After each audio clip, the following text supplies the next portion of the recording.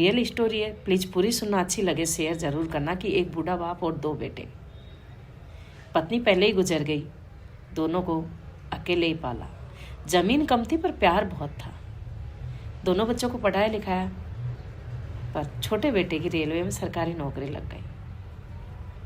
नौकरी छोटी थी पर दिल बहुत बड़ा था। जैसे ही तनख्वाह आती पूरी की पूरी घर दे देता। न अपने लिए नए कपड़े, न अपने शौक। जैसे यार दोस्त कहते ना कि कुछ तो अपने लिए खर्च कर लिया कर। मुस्कुरा कर कह देता कि मेरे घर की खुशियों में ही मेरी खुशी है। समय के साथ साथ शादी हुई, घर में बहू आई, पढ़ी लिखी समझदार। घर में और खुशियाँ आ गई। और 1 साल बाद उसके घर में एक नन्ही किलकारी गूंजी। लक्ष्मी के रूप में बेटी ने जन्म लिया। घर में और रौनक आ गई। शादी को 6 साल हो गए थे।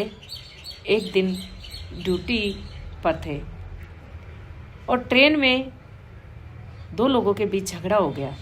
बीच बचाव में उसके एक छोटी सी चोट आ गई। सोचा छोटी चोट है, पर वो चोट घातक बन गई और उसने इतना विकराल रूप ले लिया कि उसकी सांसें थम गई। घर में मातम छा गया।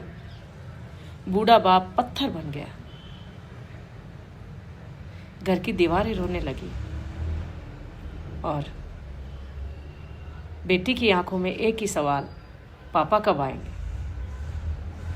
15 ही दिन हुए थे कि पत्नी सब छोड़कर चली गई। अपनी बेटी को लेकर मायके चली गई। क्लेम का पैसा, बीमे का पैसा सब लेकर चली गई। पति की जगह नौकरी मिल गई और कुछ ही महीनों बाद उसने दूसरी शादी कर ली। उसने क्या खोया? सिर्फ एक रिश्ता।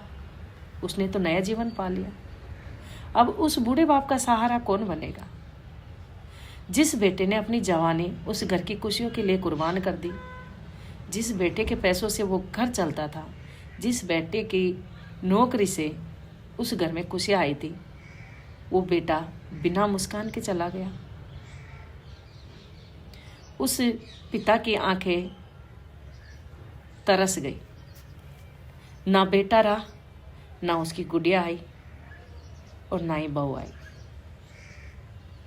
उस बाप की आंखें आंगन में बैठे रोज हवा की आवाज के साथ बेटे की आवाज सुनने की कोशिश करती। बापू माँ आ गया पर कोई नहीं आता। अब उस घर की दीवारें रोती, बूढ़ा बाप पत्थर बन के